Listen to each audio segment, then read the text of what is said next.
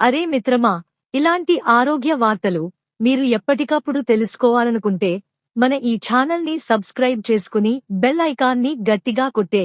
BP రెండు చేతులకు ఒకేలాగా ఉండకుంటే డేంజర్.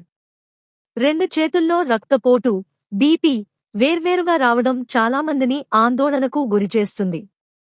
ఇంట్లో లేదా డాక్టర్ దగ్గర చెక్ చేసుకునేటప్పుడు ఈ తేడా గమనిస్తే భయపడతారు.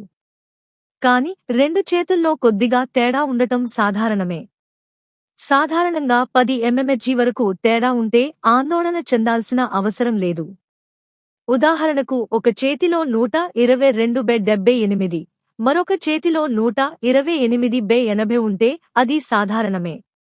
కాని రెండు చేతుల మధ్య తేడా 10 నుంచి 15 వరకు mmHg కంటే ఎక్కువగా ఉంటే మరియు అది పదే పదే వస్తుంటే అది శరీరంలో దాగి ఉన్న సమస్యకు సంకేతం కావచ్చు.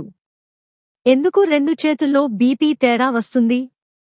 సాధారణ కారణాలు: చేయి సరిగ్గా ఉంచకపోవడం, ఒక చేయి గుండె స్థాయికి దగ్గరగా ఉండకపోవడం, ఒక చేయిలో రక్తనాళాలు కొద్దిగా సంకోచించడం, ఒత్తిడి, అలసట వల్ల తాత్కాలిక తేడా.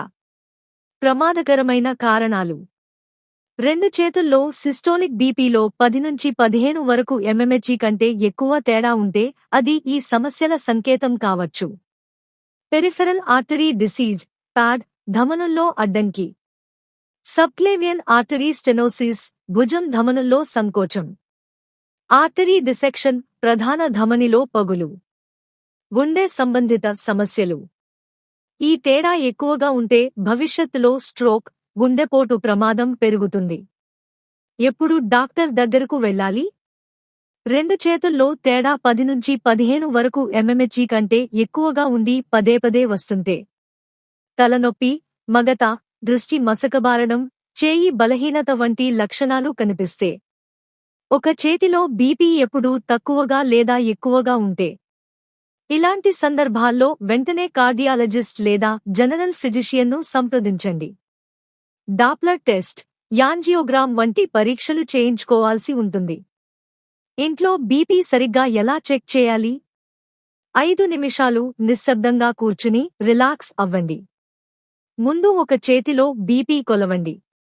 నిమిషం విరామం ఇచ్చి మరొక చేతిలో కొలవండి.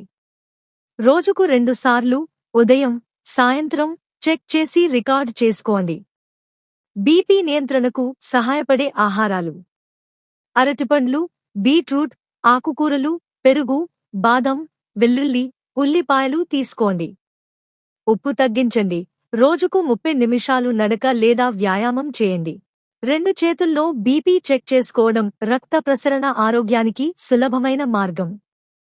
కొద్దిగా తేడా సాధారణమే అయినప్పటికీ ఎక్కువ తేడా ఉంటే ఆలస్యం చేయకుండా వైద్యుడిని సంప్రదించండి.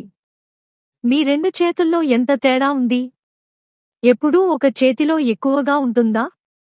చెప్పండి. మీకు సరిపడే సలహా ఇస్తాను. గమనిక: ఈ సమాచారం సాధారణ అవగాహన కోసం మాత్రమే.